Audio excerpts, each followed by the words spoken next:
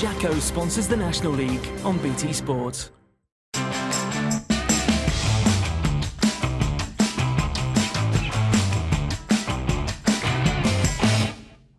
Hello and welcome to the Vanarama National League highlight show on BT Sport. We'll bring you all the goals and the action from this weekend's games. Here's what's coming up. Cheltenham go 4 points clear at the top of the table. Dover up to third after putting 5 past Aldershot. And Tranmere's slump continues as Braintree battle back. We start at league leaders Cheltenham. They had the chance to go 4 points clear of closest rivals Forest Green, who were in FA Cup action at the weekend. The form book certainly favoured Gary Johnson's men as Chester arrived at the World of Small Stadium without a win in their last 4 outings. Cheltenham might have made a flying start when top scorer Billy Waters was presented with a wonderful opportunity, but he couldn't connect cleanly enough and his shot trickled wide. It didn't take him long to make amends. After 18 minutes, Harry Pell's free kick came crashing off the post, but it fell to Wigan loanee Ryan Jennings, the youngster laying it on a plate for Waters to finish. Cheltenham have the best defence in the division with just 17 conceded, but Chester found a way through just before half-time. Their top scorer Ross Hannah latching onto a Tom Shaw header to equalise at the second attempt. After the restart, Chester had the chance to go ahead. Hannah produced some neat wing play and cut the ball back for Ryan Lloyd, whose shot was cleared off the line. Alex Whitmore followed up, but his attempt was saved by keeper Dylan Phillips.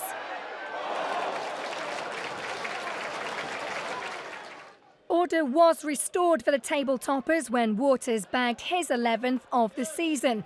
A looping cross from Danny Wright was poorly defended as Waters sneaked in at the near post to stab Cheltenham into the lead.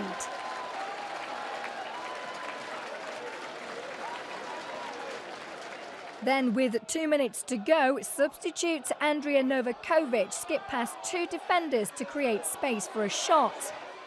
The block came from Ryan Higgins, but the ball fell perfectly for Wright, who put the game beyond any doubt with his 8th of the season. Chester extend their winless run to 5, but it was a solid victory for the home side. They have some breathing space at the top, and Gary Johnson couldn't be more delighted. The lads were expecting me to come in and rip into them, but I thought they'd had a good first half against the really strong wind, and it all went well. I'm really pleased for them, and I'm proud of them because we're number 1 at Christmas, and that's always a nice thing to be. Aldershot went into this one without a win in 6 and without a goal in their last 3. Dover suffered a surprise defeat at Halifax last week, but their excellent home form has kept them in the thick of the promotion race for most of the season. And it didn't take long for Chris Kinnear's men to take the lead. Nicky Deverdix, with a pile driver of a shot, after only 55 seconds, took his tally for the campaign to 8, one more than the whole of last season. Aldershot offered little in the first half, this effort from Rhys Brown the best they could muster. Jack Parkinson, who rejected a move to League 2 Leyton Orient in the summer to join Dover, rose highest from a Ricky Modeste corner to double his side's advantage before half-time. But if Dover thought it was game over, they were in for a shock. Aldershot came flying out of the blocks in the second half, and Sam Hatton halved the deficit almost immediately after the restart. And just a minute later, Dover was stunned again. This time Hatton turned provider for top scorer Charlie Walker to fire in his 10th of the season.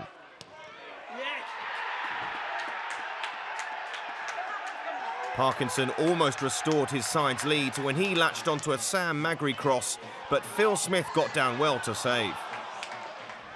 The next chance for Dover fell for Ricky Miller, who had scored in each of his 3 previous games, but he dragged his shot just wide. The home side continued to press and were rewarded just after the hour. A long ball was poorly defended, and Dover's leading scorer Stephen Payne pounced to make it 3-2 with his 11th goal of the season.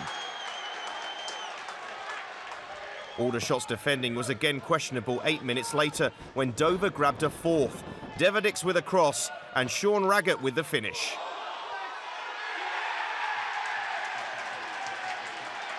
A fifth goal soon followed. Deverdix the architect once again with a well-placed free kick, and Raggett headed home. Disappointment for Aldershot after battling their way back into the game, but delight for Kinnear's Dover as they move up to third. 2 goals in 2 minutes. We could have felt sorry for ourselves, but the lads, as they have done all season really, bounced back and won the game convincingly, I felt. Tranmere finished bottom of the Football League last May and are playing non-league football for the first time since 1921. But their supporters were expecting a much better season than they've seen so far. After only 2 wins in their previous 9 games, they welcomed a Braintree side who'd only lost 1 in their last 9. It looked like being another tough day at the office for Rovers manager Gary Brabin. But after just 3 minutes, his side took the lead. It looked like a cross from Adam Necky, but Braintree keeper Will Norris was deceived and the ball somehow ended up in the back of the net. It was only Necky's second goal of the season. But Tranmere were only able to enjoy their lead for a couple of minutes. Dan Sparks with a delightful half volley to equalise. Tranmere have a miserable home record and their 4th defeat in the last 5 at Prenton Park was confirmed when they were caught napping again before the half hour. This time Simeon Akinola finishing off a well-worked move to give Braintree the points. More headaches for Brabin as his side were booed off the park at full time, but Braintree manager Danny Cowley had nothing but praise for his team after they had gone behind early on. I thought the players were excellent today. You have to consider that we travelled up this morning, so some of them left their houses at 5:30, 6 o'clock this morning. The coach left the club at 7, so it was so to come this far and be on the coach for that long and then perform as well as they did, I think it's credit to the players. I thought the energy levels was fantastic. Wrexham travelled to Plainmoor aiming to get back to winning ways after last weekend's home defeat by Macclesfield. And with only 1 win in their previous 19 games, it looked like relegation-threatened Torquay could provide the perfect opposition. The visitors threatened early. Robbie Evans with this shot from range, but it was no trouble for keeper Dan Leverkusen. Then it was the turn of Torquay's Jamie Richards to try from distance. This one, though, flew just over the bar. On 31 minutes, Andre Wright was unlucky not to give the home side the lead. His header, the wrong side of the post. Torquay continued to press, and player-manager Kevin Nicholson tried his luck, but again, there wasn't enough accuracy to cause a problem for keeper Rhys Taylor. Into the second half, and Dan Butler wasn't too far away with this effort. Before the deadlock was finally broken after 78 minutes, Mark Carrington making the most of some poor defending from Wrexham's first corner of the match. That's his first goal since November 2014. Wrexham had not won a league match at Plainmoor since April 1990, and that run almost continued when Louis Briscoe fizzed a shot across goal, but somehow the visitors held on to their lead. Gary Mills' team are up into the playoff places. Torquay remains stuck in the relegation mire. You're watching the Vanarama National League highlight show on BT Sport. We'll be back with you after the break. Welcome back to the Vanarama National League highlight show on BT Sport. Let's get straight back to the action. Struggling Southport came into their meeting with Macclesfield without a home win in 7 games, their worst run in the National League for 12 years. It was an explosive start at the Merseyrail Community Stadium, but for all the wrong reasons. Just 19 minutes gone when referee John Busby spotted an altercation between Southport's Andy Bishop and Macclesfield's Neil Byrne. A red card for both players, 10 versus 10 for the remaining 70 minutes. Bishop became the 6th Southport player to be sent off this season, while Byrne received his marching orders against his former club. It was the hosts who drew first blood before the half hour. Lewis Almond breaking towards the Macclesfield back line, his deflected shot outfoxing goalkeeper Shwan Jalal to put Dino Mamria's side in front. Macclesfield have Christian Dennis, the top scorer in English football and the National League Player of the Month, but because of injury, he was only a substitute here. Jalaski's side did manufacture a chance to equalise when Chris Holroyd was brought down by Matty Challoner. Danny Whittaker assumed the responsibilities from 12 yards and levelled the match right on half-time. That was Whittaker's 6th goal of the campaign, matching his tally from the whole of last season. He could have bettered it in the second half, but fired straight at the legs of Max Crocombe. Referee Busby had a very busy afternoon. As the contest entered the last 20 minutes, Danny Whitehead was adjudged to have taken the legs away from Mike Phoenix. Penalty to Southport. Ullman slotted straight down the middle for his 2nd of the game. Southport are the lowest scorers in the division, but managed a 3rd goal to make the game safe. Phoenix crossing from the right, Josh Thompson on hand to register his 1st goal for nearly 4 years and confirm a 2nd win in 3 games under the management of Mamria. It's pleasing to see us score 3 goals. The margin for improvement is there to see, and another day we should have scored 5 or 6, I would have thought. It's been a miserable campaign for bottom of the table Kidderminster, but home has brought some happiness for the Harriers, who had been victorious in their last 2 fixtures at Agborough. Gateshead had won their first game under new manager Neil Aspin last weekend and started brightly. Kidderminster goalkeeper Dean Snedker with a tremendous double save to keep the game goalless. But Kidderminster was certainly playing with confidence. This incisive move finding the feet of Jordan Jones, Gateshead goalie Sam Russell smuggling his shot wide. The home fans saw plenty of enterprise from their side, but must have wondered whether a goal would ever come when striker Gurjit Singh passed up this opportunity. Snedker was playing his part in the Harriers' goal, turning Jordan Cranston's free kick onto the bar. Gateshead kept coming, and Snedker kept saving. The 21-year-old somehow kept out Paddy McLaughlin's effort to preserve his clean sheet. The away side tried to find a way past Snedker from long range. Cranston's strike dipping just over the bar. But there was to be a sting in the tail, and it came in the 94th minute. As Cranston's cross entered the Kidderminster area, defender Zayn Francis Angle failed to clear, and McLaughlin was there to pounce for his 1st ever Gateshead goal. It broke Harriers' hearts and maintained Aspin's 100% record as manager of his boyhood club. There's always been an allegiance, obviously, growing up in Gateshead and always keeping an eye on the club. I was good friends with Ian Bogie, who used to manage there, and we used to talk a lot, and he's obviously told me a lot about the club.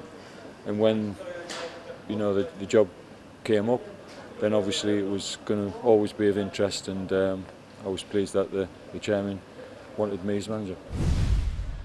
A 5-match unbeaten run had lifted Lincoln into the playoff places in the National League. Chris Moyes' team travelled to Surrey to face a Woking side looking to boost their own hopes of a top 6 finish. Gary Hill's men were quicker out of the traps, QPR loanee Bruno Andrade forcing Lincoln keeper Paul Farman into early action. The away side didn't heed that warning as Woking broke the deadlock after 6 minutes. Dan Holman with clinical close control and the finish to match, much to the delight of the home fans in attendance at the Laithwaite Community Stadium and a few other onlookers as well. Lincoln didn't appear to be at the races and found themselves 2 goals down on the half-hour mark.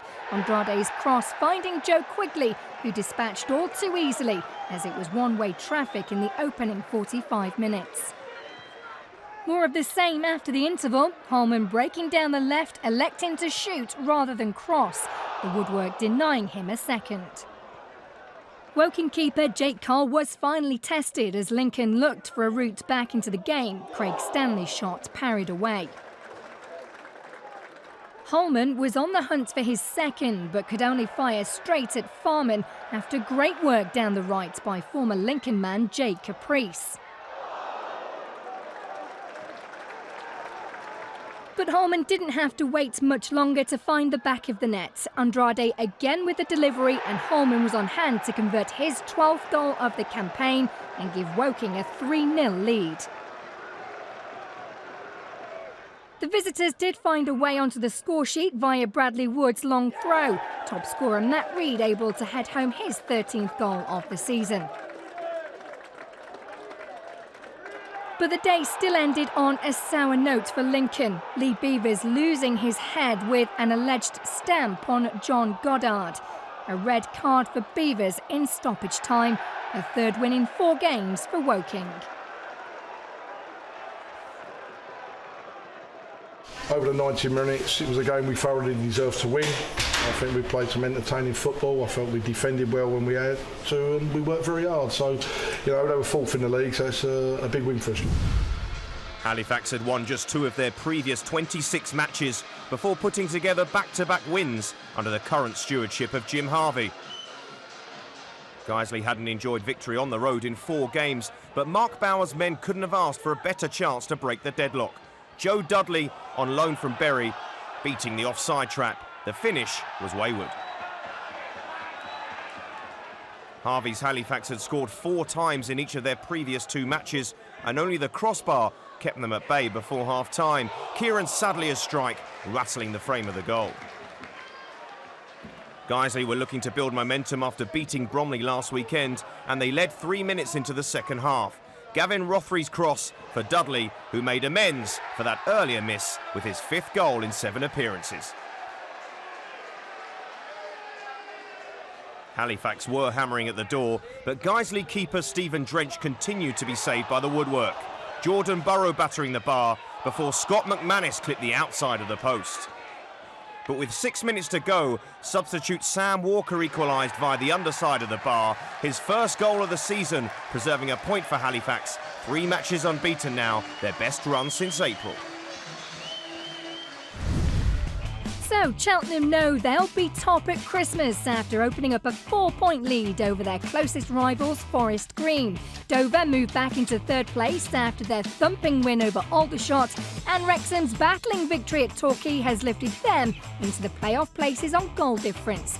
Congratulations to Eastleigh, who are into the FA Cup 3rd round for the first time in their history and still well placed for a promotion challenge. There's no change in the bottom 4 places, but Southport are moving ever closer to an escape from the relegation zone after their 2nd win in 3 games under Dino Mamria. Boreham Wood's players were en route to Barrow when that match was called off because of a waterlogged pitch, while Welling and Altrincham were both involved in the FA Cup. Before we go, here's a date for your diary. Join us on Friday, December 18th as we bring you Braintree Town versus Wrexham exclusively live on BT Sport 1 from 7:15. Well, that's all we've got time for this week. Thank you for watching, and we'll see you again very soon.